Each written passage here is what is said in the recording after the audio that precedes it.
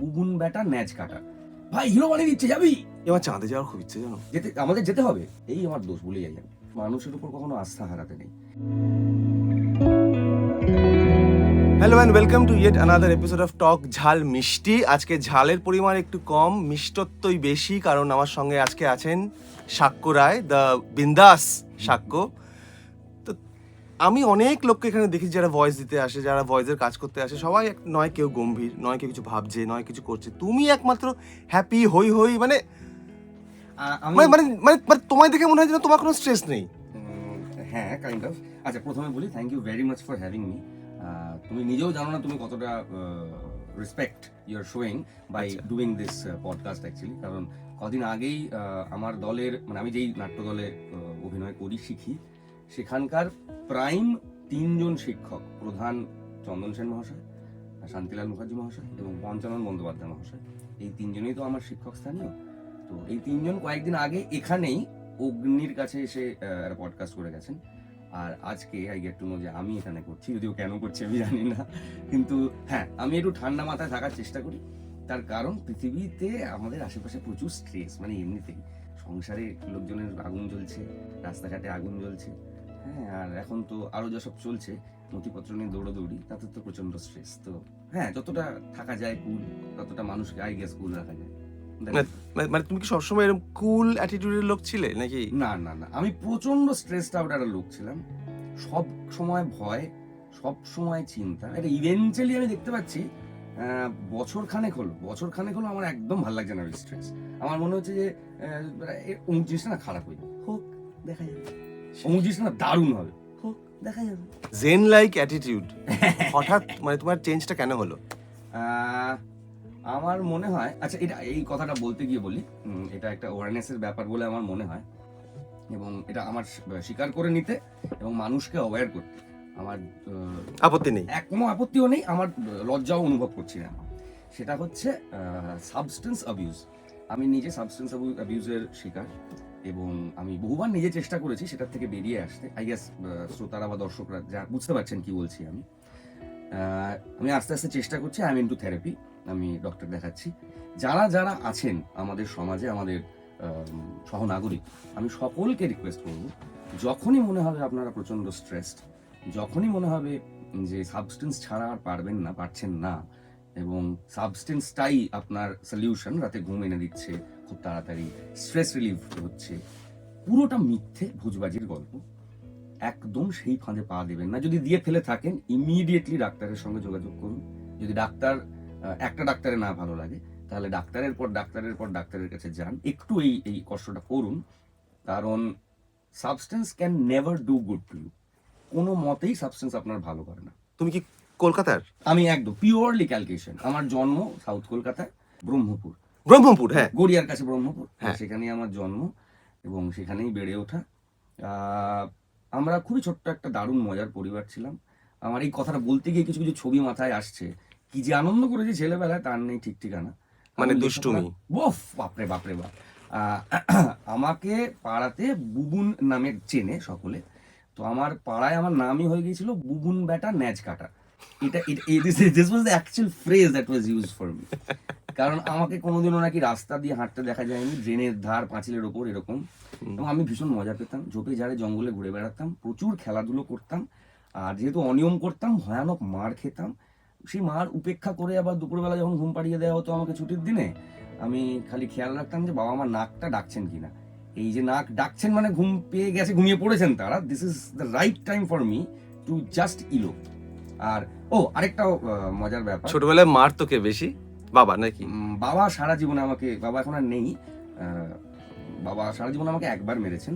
কারণ আমি গোটা বাড়ির ফিউজ উড়িয়ে দিয়েছিলাম একটা ইলেকট্রিক এক্সপেরিমেন্ট করতে গিয়ে। তো সেই পুরোটাকে আবার রিকনস্ট্রাক্ট করতে হতো, বাবাকে করতে হয়েছে। তাই সেই জন্য একদিন একটাই চড় মেরেছেন, আর জীবনে কোনোদিনও মারেন নিয়ে। বাবা আমাকে অমানুষের মতন ভালোবাসতেন, যদিও তিনি নেই এখন আর। I miss him a lot, but then I still feel that he is near about somewhere. মা প্রচন্ড কেলিয়েছেন, আর হাতা খুন্তি মানে যা পেতেন। ওরে বাপ, মায়ের যদি এরকম মায়ের মনে হয় যে হাতের কাছে কিছু নেই, দেখে নেবে যে তোমার কাছে কি, বেল্টটা পড়ে আছে, ওই বেল্টটা খুলে নিয়ে খেলাবে আর কি। এরকম মানে ইমপ্রম্পটু কেলানি। আর তার থেকেও বেশি পিটিয়েছে আমার দাদা। দাদা মানে ভয়ানক মেরেছে আমাকে। তোমাদের মানে বয়সের ইয়ে কত, অন্তর 11 কত? বছর, আমার দাদা 11 বাবা, মানে অনেকটাই বড়। অনেকটাই বড়। তো বিভৎস পিটিয়েছে, মানে আমি একদিন বাবা বলছে অঙ্কটা নিয়ে বস, আর অঙ্ক আমি কোনোদিনও বুঝি না। তো যতবার পাস করেছি বাবার জন্যই করেছি, আমার ভালো লাগে না। এনিওয়ে, তো বাবা বলছে বস, আমি বললাম না পরে করবো। আচ্ছা ঠিক আছে। বেরোচ্ছি, তো যেখান থেকে আমাদের ঘরের এক্সিট ছিল তখন, সে তার উল্টো দিকে দাদার বিছানা। আর দাদা ডেফিনেটলি শুনতে পেয়েছে, আমি বলেছি কিছু একটা মোশন হচ্ছে, শুনতে পেয়েছে, বুঝতে পেরেছি। তখন বেরোনোর সময় আমি জিজ্ঞেস করলো কোথায় যাচ্ছিস। আমি বললাম কেন, একটুখানি খেলবো, গল্প করবো, হ্যান ত্যান। পড়া হয়েছে? বললাম না, করে নিচ্ছি। চিন্তা করছি আমি করে নিচ্ছি। দ্বিতীয় বাক্য ব্যয় নেই কোনো। হাতের কাছে একটা বেল্ট ছিল, ওর রেঞ্জ যতটা ছিল সেই রেঞ্জে বেল্টটা তুলে আমার গায়ে মারলো। আমার গায়ে একটা দাগ হয়ে গেল, যে দাগটা 3-4 দিন ছিল। মানে এরকম পিটিয়েছে। চট থাপ্পড় মেরেছে, গালে দাগ ছিল, মানে ভয়ে করতো রীতিমতো। বিভৎস পিটিয়েছে আমার দাদা, বিভৎস। আমার একটা হতো ছোটবেলা দেখেছি, আমি যখন খেলতে যেতাম আমার হাঁটুগুলো না মানে চোট লাগতো, রক্ত। আমারও। আমি লক্ষ্য করতাম যে আমি যখন ঘুমানোর আগে আমার হাঁটুগুলো রক্তাক্ত, ঘুম হয়ে গেলে কি করে হাঁটুগুলো সেরে যাচ্ছে। পরে বুঝলাম যে আমি যেহেতু মানে যখন ঘুমোতাম তখন বাবা এগুলো ইয়ে করতো। কারেক্ট। এটা খুব অদ্ভুত। বাবা এই যারা স্মৃতি মনে করিয়ে দিলে, বাবা ওই তো প্রচন্ড ভালোবাসতেন আমাকে। তো হ্যাঁ। আমি ওই ঝোপে জারে খেলতে গেছি, হ্যাঁ। একটা ডোবা মতো ছিল, তার পাশে ক্রিকেট খেলছিলাম। তো বলটা মারা হয়েছে, ডোবার মধ্যে পড়ে গেছে। I being the most excited person, আমি এক ঝাঁপ মেরেছি ডোবাটায়। তো পাটা পড়েছে প্রথমে ডোবাতে, ভট করে একটা আওয়াজ হয়েছে। আমি বুঝতে পারিনি কিছু, আমি খুঁজে টুজে বলটা নিয়ে এসেছি। হঠাৎ আমার মনে হচ্ছে আমার ডান পাটা লুজ লাগছে। কি হলো, পায়ের তলা তাকিয়ে দেখি একটা টিউব ওর মধ্যে, ওই ডোবার মধ্যে জঞ্জালের মতো পড়েছিল, টিউবটা ফেটে ঢুকেছে পায়ে, এতটা মতন চিড়ে গেছে, গল গল গল গল করে রক্ত বেরোচ্ছে। ওরে বাবা। আর আমার মানে সার পাচ্ছি না পায়ে। তো বাড়িতে ন্যাচারালি এলাম, সাধারণত ব্যান্ডেজ করা হয়। বাবা এত ভয় পেয়ে গেছিলেন ওই কাটাটা দেখে, বাবা কাটা জায়গাটা চিপে ধরেছিলেন যাতে মানে ব্লাড লস না হয়। হ্যাঁ, আর এতটা প্যানিক স্ট্রিকেন হয়ে গেছিলেন বাবা, আমার যে স্বাভাবিক, আমার ছেলের পা কেটে গেছে, and he was so panicked, এত জোরে টিপে বসেছিলেন, মিনিট 10 বাদে দেখা গেল জায়গাটা নিজে নিজে জুড়ে গেছে। মানে ব্যান্ডেজ করে দিলে তো সঙ্গে সঙ্গে জুড়ে থাকে, প্রসেসটা শুরু হয়ে যায়, হেমোস্টেসিস। দেখা গেল যে ওই জায়গাটা জুড়ে গেছে। আমি অবাক, বাবা অবাক, কি করা হবে, তাড়াতাড়ি একটা ডাক্তার ডেকে মলম টলম নাকি ব্যান্ডেজ করে। যে ছেলে সারা বাড়ির ফিউজ উড়িয়ে দেয় জাস্ট একটা টেস্ট।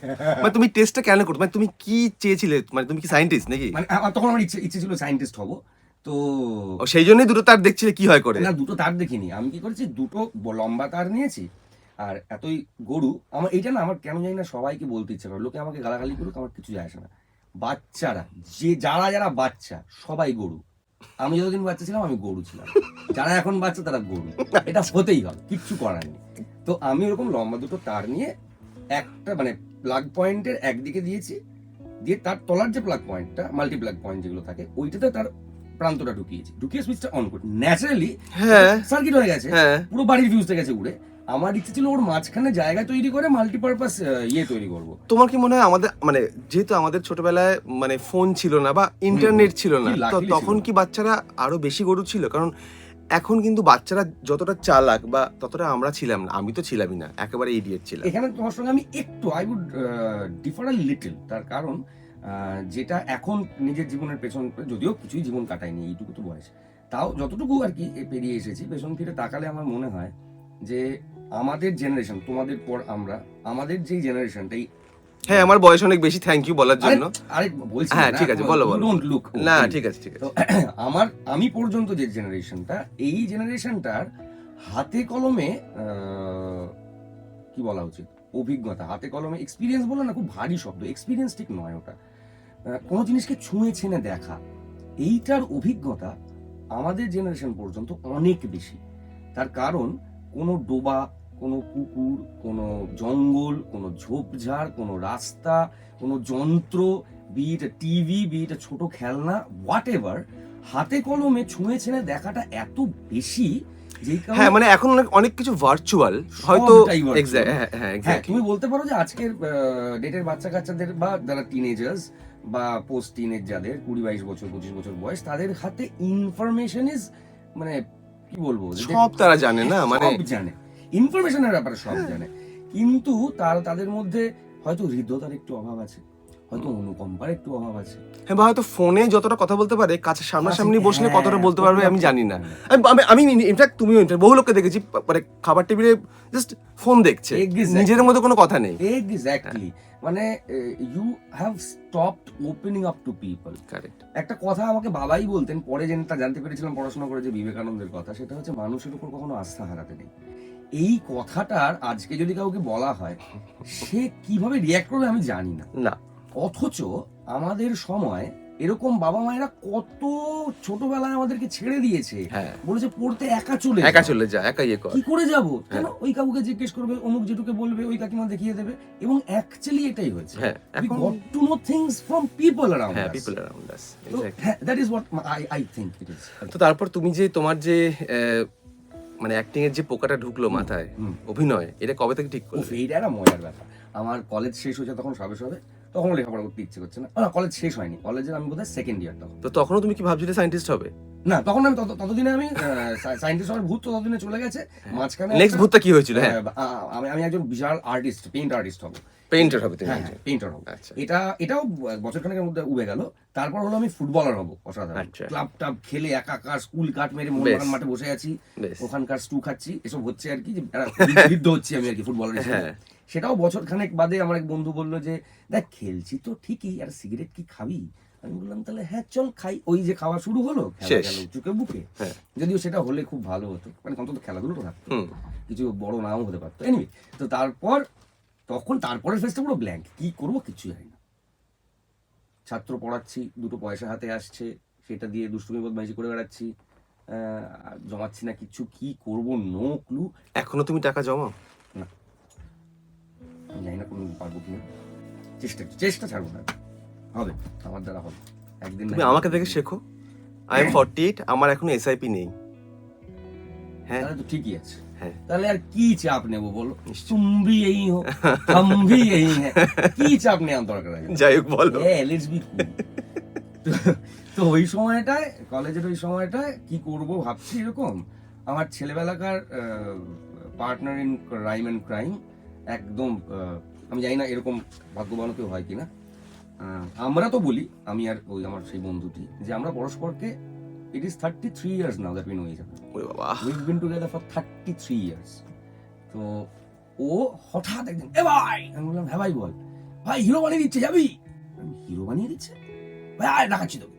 গেলাম, তো বলে দেখ ভাই, পেপারে একটা কাটাও ছোট্ট খবর বেরিয়েছে, সংস্থাটির নাম বলছি না, দরকার নেই। তা বলছে ভাই 6 মাসে হিরো বানিয়ে দে। আর তখন তো কাঁচা মাথা, ওই যে বললাম বাচ্চা তখন গরু, হ্যাঁ, আমি ভাবলাম 6 মাসের মধ্যে তা হিরো হয়ে যাবো আমি একেবারে। একটা গাড়ি, দুটো ফ্ল্যাট, ব্যাংকে প্রচুর ব্যালেন্স তো হয়েই যাবে, তাহলে হয়েই যাক। নিয়ে গেলাম সেখানে। এবার 6 মাসে যেটা শেখালো, সেটা আজকে বুঝতে পারি, সেগুলো অ্যাক্টিং টিপও না। মানে অ্যাক্টিং এর যদি এরকম বলা হয় যে অ্যাক্টিং টিপস দাও কাউকে, সেটা সেই টিপসও ছিল না, সেগুলো আর কি ভাষা কিছু কথা ছিল। যাই হোক, এরকম কত ব্যবসায়ী তো আশেপাশে ফেঁদে বসেছে মানুষ, কত মানুষ সেগুলোতে পা দিচ্ছে। যাই হোক, তো সেই শুরু। এবার ওখানে 6টা মাস কাটানোর পর দেখলাম, ভেবেছিলাম যে এই তো ওখান থেকে বেরোনোর পর 4-5টা কন্ট্রাক্ট পাবোই, সিনেমা করবো, কিচ্ছু হলো না। কিছু হলো না। 1 বছর কোনো কাজ নেই। 1 বছর পরে সেইখানকারই একজন মেন্টর, কিন্তু ওরা কোনো প্লেসমেন্টও দেয় না? না, ওরা যে প্লেসমেন্টটা দেয় সেটা না দিলেই ভালো হয়। আচ্ছা। একটা গ্রাউন্ড চ্যানেল, সেই গ্রাউন্ড চ্যানেলের হয়ে একটা রিয়ালিটি শো মতো হবে, সেখানে গিয়ে কাজ করে এসো, অভিজ্ঞতা করে এসো, তো ওগুলো ওয়াটলেস। হ্যাঁ। এনিওয়েজ, তো যাই হোক, সেসব তো হয় চুকে বুকে গেল। 1-1.5 বছর বসে আছি ওই ইনস্টিটিউটটারই, তথাকথিত ইনস্টিটিউট। সেই ইনস্টিটিউটের একজন মেন্টর ফোন করে বলল, সাক্ষ্য তোর তো কাজ ভালো লেগেছিল, আমার একটা থিয়েটার গ্রুপ আছে, তোর চলে। তখনও থিয়েটার গ্রুপ সম্পর্কে কোনো আইডিয়া নেই, কি হয় খায় না মাথায় দেয় জানি না। গেলাম দুলতে, একবার রিহার্সাল হয়, সে নিজে সিরিয়ালে প্রচন্ড ব্যস্ত ছিল সে সময়। রিহার্সাল একদিন হয়, আবার বন্ধ থাকে 2 সপ্তাহ 2.5 সপ্তাহ, আবার তার যখন সময় হয় তখন আবার আমরা রিহার্সালে বসি। এইভাবে একটা মোটামুটি 2টো নাটক উপস্থাপনা করা গেল। সেখানে একটা দ্বন্দ্ব হলো, সে দ্বন্দ্বটার কথা বলছি না, খুব ইনঅ্যাপ্রোপ্রিয়েট দ্বন্দ্ব আর কি, না জানলেই ভালো। তোমার সঙ্গে লোকের ঝগড়াও হয়? ফাটাফাটি হয়। যাই হোক, বলো। হ্যাঁ, তো সেখানকার দ্বন্দ্ব হলো একটা। আমার মা এক সময় খুবই কৃতি গায়িকা ছিলেন, সংসারের চাপে আর গিয়ে ওঠা হয়নি। তাকে আর এখন তার ব্যাকগ্রাউন্ডটা বলছি না, বাড়িয়ে বাড়িয়ে বলা হবে বা হচ্ছে বলে ভাববেন দর্শকেরা। তো তিনি আর কি আমাদের সমাজের গান সম্পর্কে, বাংলা সমাজ, আমাদের বঙ্গীয় সমাজ গানকে যেভাবে দেখেছে, যেভাবে চিনেছে, তার যারা পথিকৃৎ ছিলেন তাদের প্রায় কারুর কাছেই মা গান শেখা বাকি রাখেননি। আচ্ছা, তো হ্যাঁ, এরকম একটা মায়ের সার্কিট এক সময় ছিল। তারপর যা হয়, বাচ্চা মানুষ করা এবং সংসার করা সবটা প্রায় অফ হয়ে যায়। এবং তারপরেও মা ওই সংসার করতে করতেও মাকে দেখেছি যে বিভিন্ন গানের অনুষ্ঠান, পাড়ায় হয় না নজরুল সন্ধ্যা, রবীন্দ্র সন্ধ্যা, সেখানে মা গাইতে গেলে আজ অব্দি কখনো এমন হয়নি যে মা সেকেন্ড প্রাইজ এনেছে বাড়িতে। যতবার যান, যখন যান, যতটুকু চর্চার মধ্যে আছেন, ফার্স্ট প্রাইজ ফেরত নিয়ে আসেন মহিলা। তো আমার মনে হয় আজকের দিনে যতটুকু কাজ আমি শিখতে পেরেছি, করতে পারি কতটুকু আমি জানি না, আমার তো মনে হয় না কিছুই পারি বলে, কিন্তু যতটুকু শিখতে পারি কাজ বড়দের কাছ থেকে, আমার মনে হয় ওই মহিলার জন্য পারি। ভাগ্যিস মায়ের একটা বিরাট আর্টিস্টিক স্প্রি ছিল, আর মানুষটাও তেমন একদম আত্মভোলা মানুষ। এই এখানে চায়ের কাপটা রেখে হয়তো ঘরে গেলেন, গিয়ে কিছুক্ষণ থাকার পর আমায় বলছেন যে চায়ের কাপটা কোথায়, আমি তো দেখতে পাচ্ছি না, মানে একটা মাথায় ওটা অন্য জগতের একটা জগতের মধ্যে আছে না, অন্য জিনিস চলে। হ্যাঁ, তো এই আমার দোষ বলে যাই। ও হ্যাঁ, তো তারপর ওখানে কাজ করছিলাম ওই ছোট দলটায়, আমার মনে হলো যে আর এখানে হবে না, চলবে না আর কি, কারণ একই লুপের মধ্যে ঢুকে যাচ্ছি। মাকে বললাম, মা জানো এরকম একটা ব্যাপার, তো আমি ভাবছি থিয়েটারটা পারসিউ করবো, কি করা যায়? মা বললেন যে ঠিক আছে, দেখা দিচ্ছি। মায়ের এক দাদা কি বললেন? দাদা বলে হ্যাঁ ঠিক আছে, যাক, বড় হয়ে দাদার মারেনি। দাদা ওয়াজ লিস্ট বদার্ড যে আমি কি করছি না করছি, গিটারটা তো করে নেবে, ঠিক কি করে নেবে, হ্যাঁ।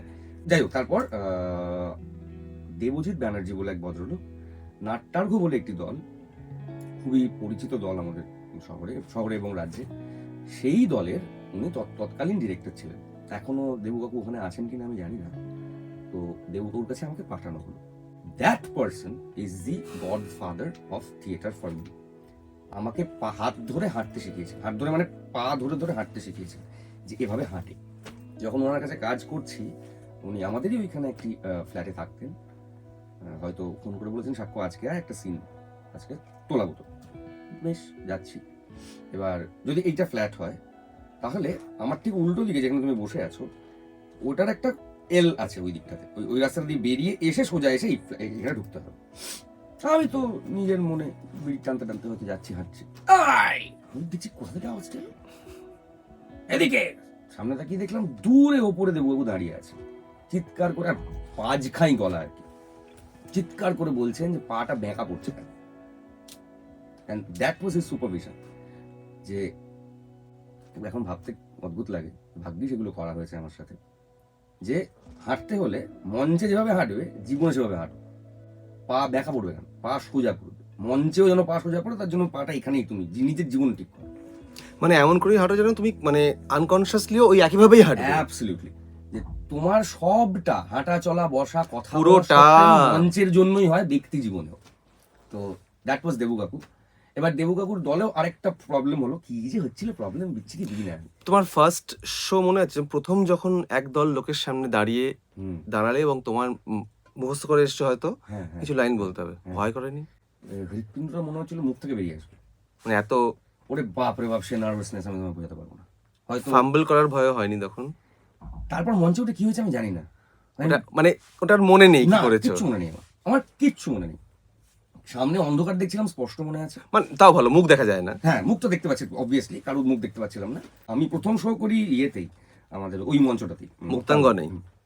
তারপর দেবুকাকুর সঙ্গে আলাপ। দেবুকাকু অনেক খেটে আমাকে অনেক কিছু শিখিয়েছেন।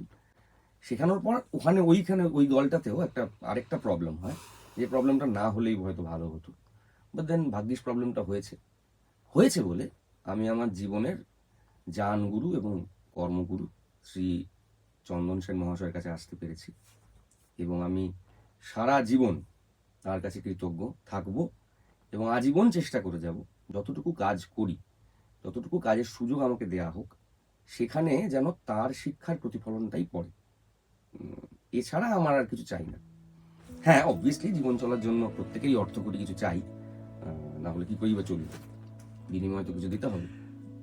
তুমি যে বললেন না, মানে যখন প্রথম তুমি যেখানে গেছিলে, যারা কলকাতায় ব্যবসা ফেদে বসে, তো ধরো এখনো তো অনেক ছেলে আছে যারা ধরো মফস্বল থেকে আসছে বা কলকাতা থেকে আসছে, যারা চাইছে এবং সেখানে যাচ্ছে, তুমি তাদের একটা কোনো ফার্স্ট টিপ দিতে পারবে এখনকার সাক্ষরায়, লুকিং ব্যাক এট দ্যাট সাক্ষরায়, যে তুমি হ্যাঁ কি করলে আরো ভালো হতো হয়তো? আমি আমি আমি বলতে চাই তাদেরকে, যারা আপনারা যারা দেখছেন আর যদি মনে করেন আমার কথা শুনবার যোগ্য, আমি অনুরোধ করব প্লিজ শুনবেন। অভিনয় শিখতে চান, খুব ভালো কথা, এর চেয়ে ভালো কথা হয় না।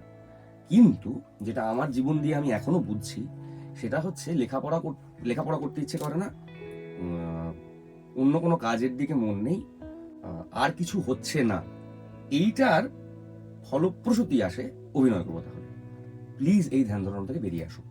কারণ ঠিক যতটা পড়াশোনা করে আপনাকে পিএইচডি করতে হয়, মানে গোটা প্রক্রিয়াটার কথা বলছি, কিন্ডারগার্টেন থেকে শুরু করে আপনার পিএইচডি ডিগ্রি পাওয়া পর্যন্ত, ডিসার্টেশন জমা দিয়ে সেটা স্বীকৃত হওয়া পর্যন্ত, এই পুরো যে প্রসেসটায় যতটা পড়াশোনা আপনাকে করতে হয়, আপনি যদি কোনোদিন মনে করেন অভিনয় এসে তার থেকে এইটুকু হলেও আপনাকে কম পড়তে হবে, ভুল জগতে বাস করছেন বন্ধু, সত্য নয়। যতদিন না অতটাই পড়াশোনা করবেন, অতটা ভালো অভিনয় করতে পারবেন না। আমি এমন অনেক বড় বড় মানুষদের সঙ্গে ভাগ্যচক্রে যুক্ত হতে পেরেছি, যাদেরকে আমরা স্টলওয়ার্ট মনে করি আমাদের জীবনে। তারা যে কতটা রেড আপ, কতটা লিটারেট, কতটা এডুকেটেড, নলেজেবল, কোনো ধারণা নেই আমাদের। তাদের আমি আমার গুরুমশাই সম্পর্কে বলতে পারি, আমার ওস্তাদের বাড়িতে যদি যাওয়া হয়, আমাদের প্রত্যেকের বাড়িতে ঘর 4 দেয়ালের হয়, উনার 3 দেয়াল বই দিয়ে ঢাকা, মানে পাঁচিলের দেয়াল দেখা যাবে না কংক্রিট, শুধু বই দেখা যাবে। একটা সময়ের পর উনার বাড়িতে, মানে চন্দ্রার বাড়িতে বইতে উঁই টুই ধরতে শুরু করে। এবার যেহেতু আমি একদম পুরো পায়ে পড়ে থাকবার মতো পেছনে থাকবো, সাক্ষ্য আয়, অমুককে নিয়ে আয়, এরকম বইগুলো শর্ট করতে হবে, যেগুলো বই ঠিক করা যাবে সেইগুলো ঠিক করা গেল, বাকিগুলো তোরা কিছু নিলে নিবি, বাকিগুলো ফেলে দেওয়া হবে। এবার ন্যাচারালি চন্দন সেন মহাশয় বই পড়েছেন, সেগুলো ফেলে দেব এটা তো হতে পারে না, সবই তো গিলবো আর কি। আমরা 3 জন বই নিয়ে গিয়েছিলাম, তাতেও একটা গোটা র্যাক প্রত্যেকের ভরে যাওয়ার মতন, সেই বই উনি ফেলে দিচ্ছেন, একটা ওনার পড়া হয়ে গেছে, তো উনি ডিসকার্ড করছেন, সেগুলো আমরা কালেক্ট করে আনছি, এক একটা র্যাক ভরে যাওয়ার মতন বই। তার মানে ভেবে দেখুন মানুষটা কত পড়াশোনা করেছেন। The same goes for any big shot actor that you look up. মনে হচ্ছে অভিনয় করবেন, করুন, লেখাপড়াটা সঙ্গে করুন। ডিসকার্ড না করলে হয়তো নতুন কিছু যোগ করা যায় না। হ্যাঁ, সেটাও ঠিক, অ্যাবসলিউটলি। আর তো পুরনো সাক্ষরায় কি কি ডিসকার্ড করে আজকের সাক্ষরায় হয়েছে? প্রায় সব, এখন অনেক কিছু বাকি আছে। আমি প্রচন্ড ভাবপ্রবণ ছিলাম, যদিও জীবন আমাকে একদম, তুমি ভাবপ্রবণ এখনো, যত বলো, কিন্তু এর চাইতেও অনেক বেশি ছিলাম। আজকে যতটুকু বুদ্ধি কাজ করে, এটা তো আমার মানে অভিজ্ঞতা থেকেই আর কি, মানে এত লাথিজুতো খেয়েছি এবং অসাধারণ লাথিজুতো খেয়েছি, সেগুলো খাওয়ার ফলে খানিকটা প্রস্তুত বুদ্ধি, common sense which is so uncommon, সেটা খানিকটা এসছে মাথায়। মানে একটু গরু থেকে মানুষ হয়েছে, একটুখানি মানুষ হয়েছি, এখনো অনেকটা বাকি।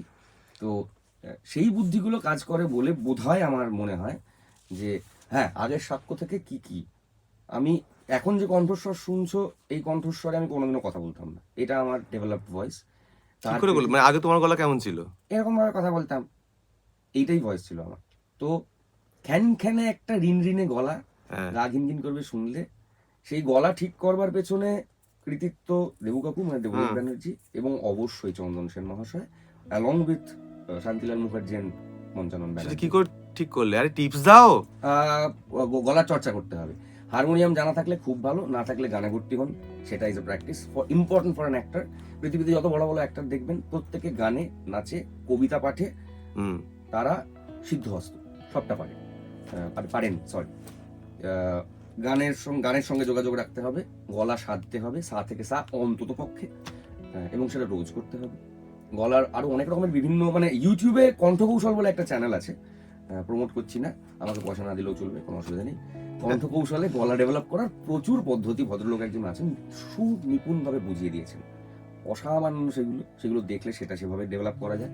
আর একটা কথা যেটা বরাবর চন্দনদা আমাকে বলেছেন, সেই দেবু কাকুর ওই এক্সাম্পলটার সঙ্গে লিঙ্ক টেনে বলছি, গোড়ার দিন থেকে বারবার বলে এসেছেন যে যেটা ব্যক্তি জীবনে হবে না, সেটা কোনো দিনও হবে না। If I don't practice it at home, homework যদি না করি, কোনোদিনও মঞ্চে এসে মেরে দেওয়া যায় না, যায়নি, মানে স্টেজে মেরে দেওয়া এক্ষেত্রে কেউ না। আক্ষরিক অর্থে সেটা হবে না। কিছুতেই হবে না, স্টেজে কোনোদিন মারা যাবে না। আর মারতে গেলে ধরা পড়বে ধরা পড়বে, যে ওটা মারা হচ্ছে, ওটা ঠিক ক্যারেক্টার হওয়া হলো না আর কি। হলো না।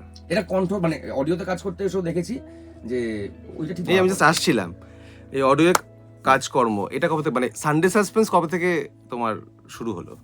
সানডে সাসপেন্স প্রথম তখন মধ্যে আমি ছিলাম না, না, আমি শিওর। হ্যাঁ, সানডে সাসপেন্স প্রথম আমাদের, আচ্ছা ব্র্যান্ডের নাম নেওয়া যাবে কোনো?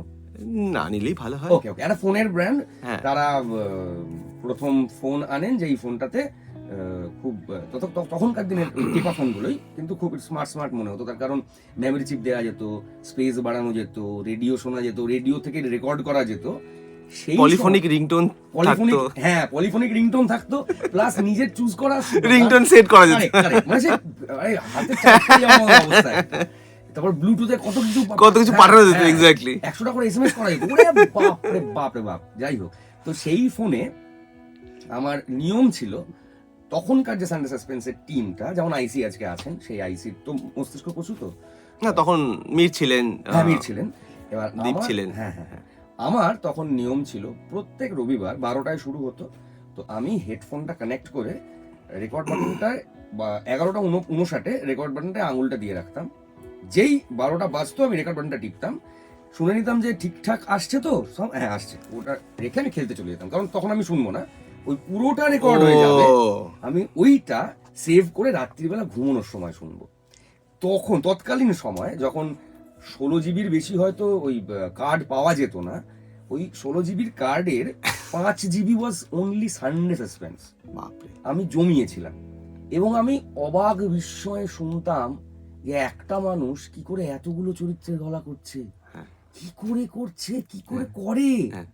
তখন কিন্তু আমার সঙ্গে অভিনয়ের কোনো যোগাযোগ নেই, অথচ পরে দেখলাম এই যে জীবনের ধন যায় না ফেলা, সত্যি কি করে যে ফেলা যায় না কেন, এটা আমি খুব মানি জীবনে, মানে আমি যেখানে যা শিখেছি অপমানিত সব কাজে লেগে যায়, কিন্তু সব কিচ্ছু ফেলা যায় না। কিচ্ছু ফেলা যায় না। তার কারণ আমি পরে যখন এই দেবজিৎ ব্যানার্জি দেবুকাকুর কাছে যখন গেলাম, দেবুকাকু একদিন একটা টাস্ক দিলেন, বললেন সাক্ষ্য একটা চাঙ্ক দিচ্ছি, অবভিয়াসলি উনি আমাকে অভিনয়ের একটা পর্যায়ে শেখাবেন বলে, যে এইটা তুই তোর মতন করে পড়ে আয়। আমি জাস্ট মির্দাকে ঝেড়ে দিলাম, কোনো জায়গায় গলা ভারী করে, কোনো জায়গায় গলা পাতলা করে, মানে আমার মতন করে তখন যতটা সম্ভব হতো করে দেবুকাকুকে শোনালাম। দেবুকাকু কি যে খুশি হয়েছিলেন, এবং তারপর দেখলাম দেববাবু আরো মন দিতে শুরু করলেন আমার উপর, যে আরেকটু খাটাই ছিলেন, একটু দলাই মশলাই করি, হ্যাঁ। আরেকটু দেখি কতটা নিংড়ে বার করা যায়। দেখলাম যে এখন বুঝতে পারি যে আরে তো কাজে লেগে গেছিল, এরকম কত কিছু যে কাজে লেগে যায়। যেমন আমি খেলাধুলো খুব পছন্দ করতাম, আমি ফুটবল খেলেছি দীর্ঘদিন নাম করা সংস্থায়, যদিও তারপর তো আর কিছু হয়নি, কারণ ওই যে সিগারেট খেতে রাখলো বন্ধুটা, গেল সব। তো cigarette smoking is injurious to health, very very injurious to health. তো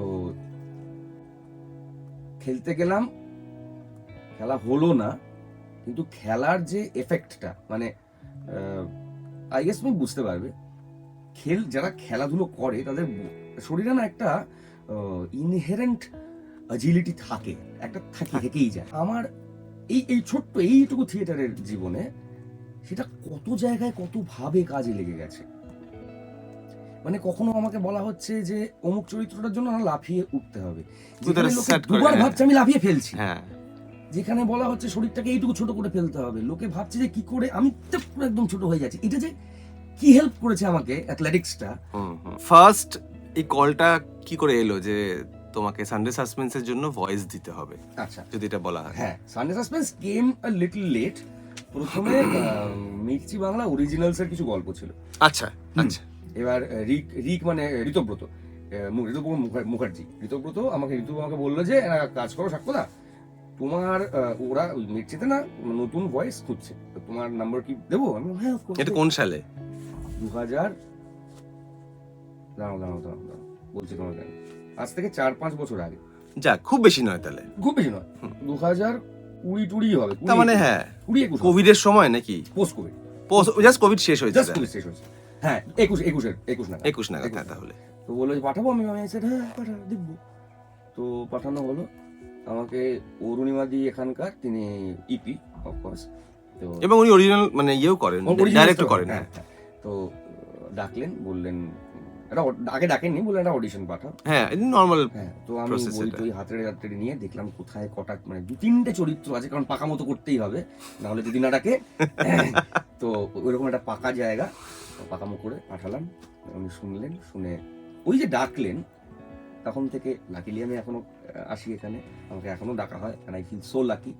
তখন মির্চি বাংলা অরিজিনাল শুরু হলো, এবং তারপর এলো সানডে সাসপেন্স, যেটার এটা কেউ জানেন না, পেছনে লাগবো লাগি না কি আসে। আমি 2018 সাল I met with an accident. আমি তাড়াহুড়ো করে ইয়েতে যাচ্ছিলাম, আমার রিহার্সাল ছিল, and I to collect a cheque and another paper from somewhere. তো 2-3টে এরকম মিটিং ছিল, তখন আমি চাকরি করতাম। তো বাইক চালিয়ে যেতে গিয়ে তুমি মাঝখানে চাকরিও করেছো? 3-4 রকম চাকরি করেছি আমি। মেডিকেল রিপ্রেজেন্টেটিভে কাজ করেছি, আমি রিকাভারিতে কাজ করেছি, মানে লোন রিকভারি। Loan recovery. ও হ্যাঁ হ্যাঁ, ওরে বাবা। লোন রিকাভারিতে কাজ করেছি। আর এখানে একটা, এটা প্লিজ আমি বলতে চাই, আমি বলতে চাই তার কারণ I want my baba to be felt by everybody. আমি ওই রিকাভারিটা করছি, করতে গিয়ে আমি দেখতে পাচ্ছি ওই গলাবাজিটা করতে হচ্ছে লোকের ওপর। আর আমি for a lot of reasons, কারণ আই হ্যাভ এক্সপিরিয়েন্স দোজ, কি বলবো, ওই রকম অভিজ্ঞতা আমার নিজের আছে, যে আমাকে খুব খারাপভাবে আমার সাথে কথা বলা হচ্ছে, আমি জানি কেমন লাগে। তো ওইটাও একটা লোকের সাথে করতে হচ্ছে আমাকে, যে এবং করতে হচ্ছে কেন, তার কারণ পয়সা নেব, আমার নয় সেই পয়সাটা, অন্য কারুর। অন্য কারুর, আমি তার সঙ্গে খারাপ ব্যবহার করছি। তুমি এটা জীবনে করতে পারবে কেন করবো? এটা তোমার। কেন? আমি কয়েকদিন কাজটা করেছি। নমস্কার। আমি বাবাকে ফোন করলাম, বাবা তখন বেঁচে ছিলেন। বললাম, বাবা দেখো, মানুষের তো ধার দেনা হয়, সকলেই করে, আমাদেরও আছে। আমি না যাদের কাছে যাই তাদেরও আছে, তাদের সঙ্গে খুব খারাপ ব্যবহার করতে হয় বাবা, আমার না ভালো লাগছে না। বাবা সেকেন্ড নেননি, বাবা বললেন ছেড়ে দাও। হ্যাঁ, একবারে বললেন ছেড়ে দাও। আমি সেই দিন রাত্রিবেলা বাড়ি ফিরেছি, কাজ ছেড়ে ফোন ঘুরিয়েছি ম্যানেজারকে, যে আমি আর পারবো না, I am not there anymore, মাইনে যদি বাকি থেকে থাকে আপনি নিয়ে নিতে পারেন, কোনো আপত্তি নেই আমার।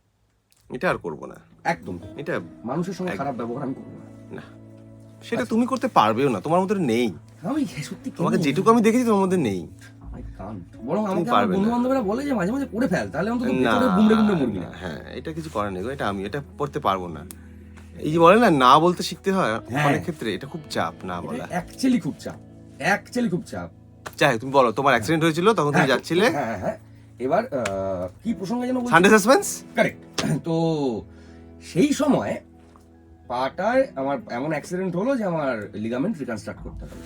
বাড়িতে একেবারে বসা, কি করব, হঠাৎ তখন সবে সবে ফেসবুকটা আর কি উঠছে, লোকজন এতটা আজকের মতো ইনভলভ হয়ে পড়েনি, কিন্তু মোটামুটি এরা হয়েছে আর কি। ওই ফেক আইডেন্টিটিটা সকলের খুব ভালো লাগছে।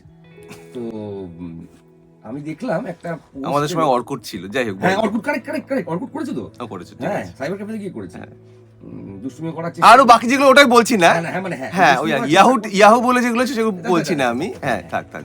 তো সেখানে দেখলাম একটা পোস্ট যেখানে বলছে যে মির্চি ইজ কলিং ফর আরজেস।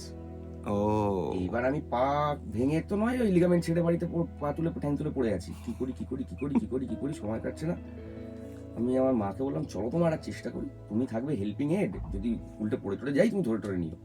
ওই অবস্থায় একটা ট্যাক্সি নিলাম, তখন কেনাক স্ট্রিটে অফিস ছিল, হ্যাঁ, শান্তিনিকেতন বিল্ডিং। হ্যাঁ। ওখানে গেলাম, গিয়ে জিজ্ঞেস করলাম যেরকম এই হচ্ছে, ওরা না স্ট্রেট বললো, না দিইনি তো। ও মা। And I got to know for the first time in my life how true can fake news be. That was a fake news. আচ্ছা, হলো। আরেকটা জিনিস, আমি শাহরুখ খান ফ্যান, হ্যাঁ, তো আমিও। হ্যাঁ, তো যাই হোক।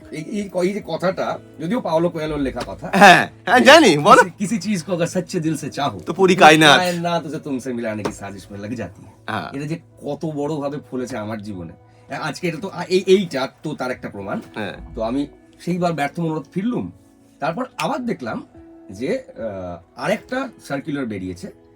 এবার ওইটা আমার জানা সম্ভব নয় যে ওটা ঠিক কিনা, যাচাই করা সম্ভব নয়, বাট দেন দেখলাম হাজারে কাতারে মানুষ সেটাতে রিয়াক্ট করছেন এবং কমেন্ট করছেন, দিস এন্ড দ্যাট, ফর্ম দিয়ে দেওয়া হচ্ছে।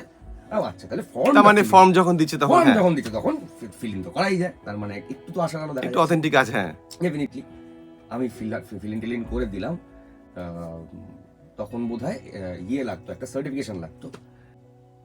আমার কাছে একটা বিরাট বড় অ্যাচিভমেন্ট। আজকের দিনে যেভাবে সেইভাবে যদি দেখা যায় তাহলে বলতে হয় যে কি বিরাট অ্যাচিভমেন্ট, সেটা ভাবা যায় না জীবনে। সেটা হচ্ছে সেই সময় মির্চি যেহেতু চেয়েছিল সার্টিফিকেশন, তখন আমাদের দলের প্রেসিডেন্ট যেহেতু চন্দনদা certified me as an actor. আজকে ওয়াও, সেই Chandan Sen has been awarded the best male actor in the world from the Pacific meridian. তুমি ভাবতে পারছো ওই সার্টিফিকেটটার আজকে আমার কাছে মূল্য কত? হ্যাঁ, that is how big that achievement is. কিন্তু ঘটেছে খুব কাকতালীয় ভাবে। চেয়েছে, অবভিয়াসলি দলে কাজ করা দলের ছেলে কাজ পাবে, আজকে যে সই করে দিলাম। But then that that is an asset, মানে একটা ওটা আমি টাঙিয়ে রাখতে পারি আমার বাড়ি। হ্যাঁ আমি অ্যাকচুয়ালি ওটা টাঙিয়ে রাখতে হ্যাঁ। পারি। তো যাই হোক, তো সেইভাবে এলাম, অডিশন দিলাম, আমাকে কিচ্ছু না বলে বাদ দিয়ে দিল, ডাকলোই না। স্যাড, মনে মনে ভাবলাম যে যাবো তো একদিন বটে। And I'm here. ফার্স্ট গল্প কি ছিল তোমার? সানডে সাসপেন্স মনে আছে কি? সানডে সাসপেন্সের ফার্স্ট গল্প মনে নেই, কিন্তু এখানে রেকর্ড করতে আসার প্রথম গল্প হচ্ছে ঝিলপাড়, যেটা মির্চি অরিজিনালস ছিল। ঝিলপাড়। তারপর তো আমি এই সানডে সাসপেন্সের গল্প পড়তে, তুমি আমার সঙ্গে অনেকগুলো করো, তুমি আমার সঙ্গে কারমেলা করেছো, আর অনেক গল্প করেছি। হ্যাঁ। এবং এই যে করেছি তার খুশির চোটে আমি ভুলেই গেছি আমি কতগুলো গল্প করেছি। আমি এত আনন্দ পাই কাজ করে যে আমি ভুলে যাই কত কত কাজ আমি করেছি। তুমি, তোমার মধ্যে যেই আনন্দ একটা ভাইব আছে জেনজির ভাষায়, এই যে হুম, ভাইবটা তুমি vibing, খুব হ্যাঁ। পজিটিভ ভাইবটা তুমি খুব স্প্রেড করতে পারো। মানে এটা সত্যি, এটা সবাই হয়তো পারেন না। মানে অনেকে না জিনিসটাকে, এই যে বলেন না পজিটিভ ভাইব নেগেটিভ ভাইব, মানে দেখলে কোনো কারণ নেই যেটা মনে হয় যেন তোমার একটু মানে ভালো লাগছে না, উইক হয়ে যাচ্ছে, তোমাকে দেখলে সেটা মনে হয় না। অনেক বেশি পজিটিভ ওয়ার্ম পার্সন মনে হয় তোমাকে দেখে। আসলে এটা বললে একটু ঢাক পেটানো কোচের হবে, ঢাক এখানে নেই, তুমি বলো না। হ্যাঁ, তো আমি অনেক আপস এন্ড ডাউনস দেখেছি নিজের জীবনে, অনেক আপস এন্ড ডাউনস দেখেছি। একটু আমরা গোড়ার দিকে বলছিলাম ওই সাবস্টেন্স, মানে তুমি তোমার লাইফকে না অতটা সিরিয়াসলি নাও না, উইচ ইজ ভেরি গুড। না আমার ভালো লাগে না, হ্যাঁ, আমার মানে তো একবারই ভালো লাগে না যে কি একটা সিরিয়াস। হ্যাঁ ঠিক আছে, করে তেরি এখানে লাইফ এক্স্যাক্টলি কত বছরই বা আছে আর, মানে পৃথিবীটার বয়স 450 কোটি বছর, সেটাই। আমার 33 বছর, 450 কোটি 33, কি যায় আসে, কিছুই কোনো মিল নেই, নস্যিও নই আমি, না নস্যিও নই। এনিওয়ে, তো এখন আর কি, আজকে খবরের কাগজে পড়লাম ইসরো হোপ বলে একটা নতুন তাদের প্রোগ্রাম শুরু করেছেন লাদাখে। সেখানে তারা এবার এখানে ভারতবর্ষ থেকে চাঁদে, এবং এবার চাঁদে যাওয়ার খুব ইচ্ছে, জানো আমাদের যেতে হবে। মানে আমি তোমাকে ফুললি বলে বলছি, দিন বোধহয় বাঁচবো না, সেটা তাই না? সেটাই, হ্যাঁ, কিন্তু তার মাঝখানে যে হারে পপুলেশন বাড়ছে গোটা পৃথিবীতে, অবভিয়াসলি এখানে থাকার জায়গা থাকবে না, তা ঠিক। ইন্টারপ্ল্যানেটারি যাতায়াত করতে হবে, এবং আমরা হয়তো দেখতে পারবো সেই না। উইশ তখন থাকতাম। ওই কি জানো নাম ওটার, ওই ফ্লিনস্টোনের সঙ্গে সঙ্গে যেটা দেখাতো কার্টুনটা, ওই আকাশ দিয়ে গাড়ি টাড়ি চলছে, হ্যান ওই ওর মতো তো হবে।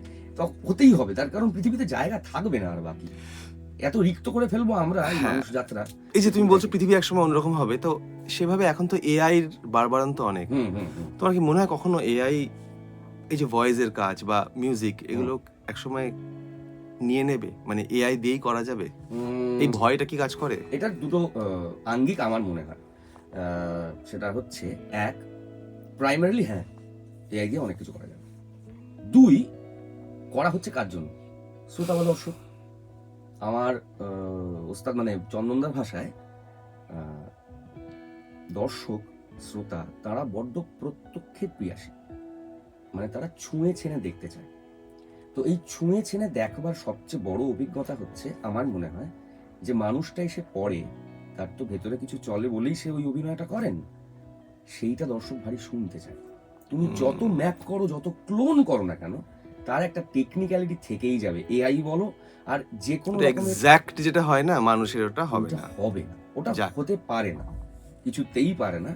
এখনই ওই যে টকিং বটপট গুলো বানিয়ে ফেলেছে এরা, তাদের সঙ্গে কথা বলতে গেলে এই যে আমার তোমার কনভারসেশনের মধ্যে যেরকম মানে আমি এখন দেখেছি, মানে ইংলিশ টু বাংলা যখন আমি কোনো এআই দিয়ে করাচ্ছি, ওটা যুক্তাক্ষর ধরতে পারে না। এক্স্যাক্টলি, শুধু যুক্তাক্ষর বলে না, আমি বলছি যে হয়তো সেই মানে মানে সেই গল্পের আবেগটাও ধরতে পারে। হ্যাঁ, আবেগ তো অনেক কথা নয়, আবেগ কি করে হ্যাঁ, আবেগ। হ্যাঁ, হ্যাঁ, তুমি এখন বলতে পারো যে কেন আই রোবট বলে আর আছে, জানি না মানে 100 বছর পর বা 500 বছর পর কি হবে জানি না, অবভিয়াসলি জানি না, হ্যাঁ মানে কিন্তু আমার মনে হয় that would be something else. মানে মানুষকে খুব ডিফিকাল্ট মানুষকে রিপ্লেস করে ফেলা। ততদিন হ্যাঁ, যাই হোক, ততদিন সাক্ষ্য থাকছে, হ্যাঁ ততদিন তুমি রাজা, তাই তো? ততদিন তো আছে, তোমাকে কেউ ঘাটায় না। না ঠিক আছে, ততদিন থেকে কি আছে।